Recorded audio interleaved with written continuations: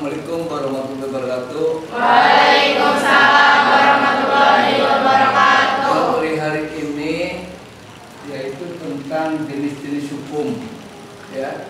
Artinya menyambung kemarin tentang perlindungan dan penegakan hukum di Indonesia, ya. Perlindungan dan penegakan hukum di Indonesia itu yang perlu Anda ketahui, pertama, pengertian hukum, ya. Menurut para ahli itu, baik itu menurut Simorakir, menurut Mukhtar Kusumaatmadja, menurut Pangkalan Hokon dan lain sebagainya, ya. Itu yang perlu kamu ketahui. Yang kedua, Bapak kemarin juga menerangkan tentang cara-cara mempertahankan hukum, ya. Kemudian tujuan hukum. Nah, sekarang ini adalah jenis-jenis hukum, ya. Jenis-jenis hukum ini ada beberapa yang harus Anda ketahui. Pertama, jenis hukum berdasarkan isinya. Apa jenis hukum berdasarkan isinya itu? Ya. Ini berdasarkan isinya itu dapat dilihat dari hukum privat dan hukum publik, ya. Hukum privat itu disebut hukum perdata, ya. Hukum yang mengatur hubungan antara individu dengan individu, ya, yang menyangkut kepentingan pribadi, ya. Itu disebut hukum perdata. Jadi hukum yang mengatur hubungan antara individu dengan individu yang menyangkut pribadi. Makanya pelanggaran hukum privat ini baru terjadi pelanggaran apabila ada yang melaporkan, ya. Tapi kalau tidak ada yang melaporkan, maka tidak akan pernah terjadi adanya pelanggaran hukum perdata. Itu, ya. Beda yang kedua dengan hukum publik. Hukum publik ini disebut hukum pidana. Hukum yang mengatur kepentingan umum. Kenapa? Hukum ini mengatur hubungan antara individu dengan individu, individu dengan negara yang menyangkut kepentingan umum. Jadi bagaimana Pak pelanggarannya? Pelanggarannya terhadap hukum publik ini, walaupun orang yang dilanggar haknya tidak melaporkan, ya, maka aparat negara melalui kepolisian akan menangkapnya, ya. Jadi apalagi kalau melaporkannya, ya. Tidak melaporkan, kalau pelanggaran hukum pidana itu akan menindaknya aparat itu. Paham? Inilah tadi jenis hukum berdasarkan isinya. Ada yang bertanya kan? Sampai sini dulu, baru satu poin ini. Ada nggak yang ditanyakan? Hah? Ada nggak? Ayo. Jelas semuanya? Baik, terima kasih. Bapak berlanjut. Ya, jenis hukum berdasarkan sumbernya. 1. Ada 5 nih, ya, sumbernya, ya. Pertama adalah hukum undang-undang, ya. Tahu nggak undang-undang? Tahu nggak?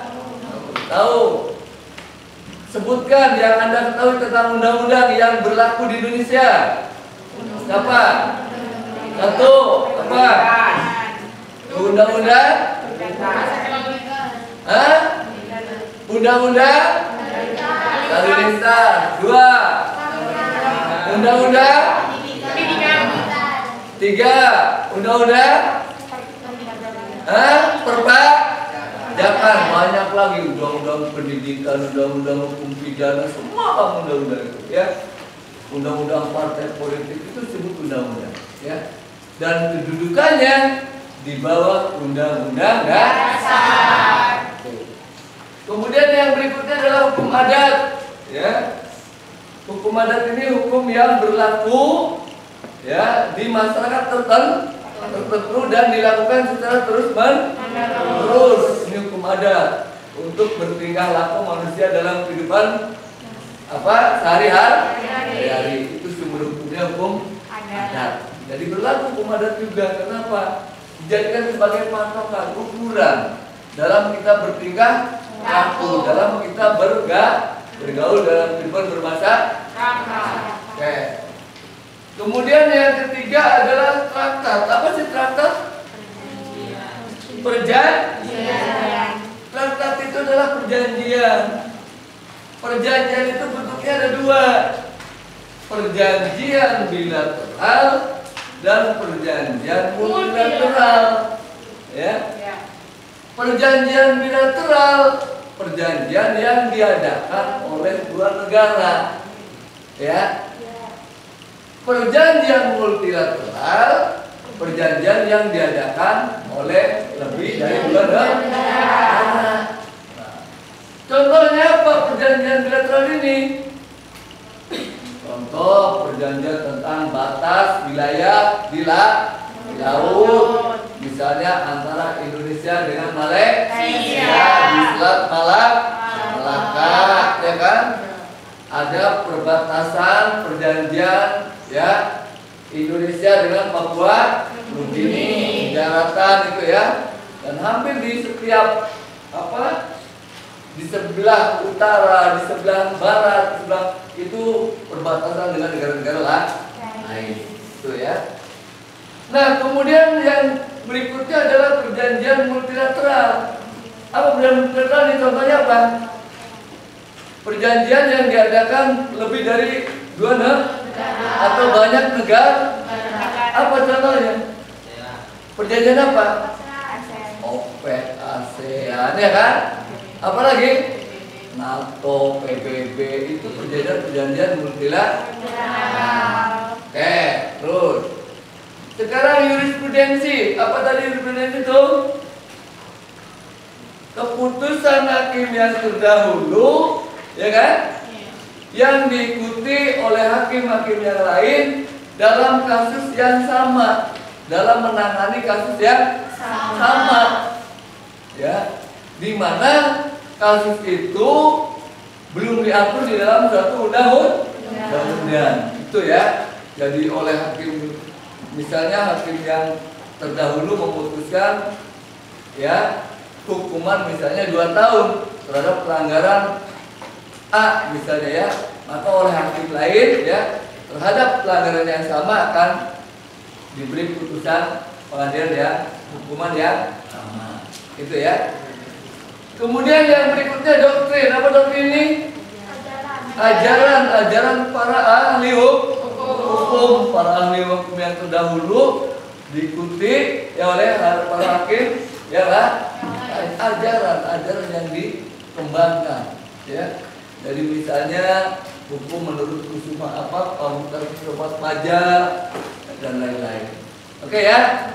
Itu jelas barangkali ini? Jelas. Baik, berikutnya jenis hukum itu berdasarkan bentuknya, ya.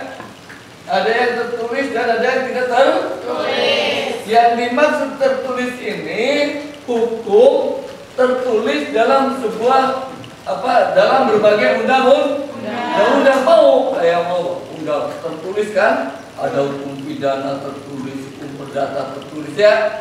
Hukum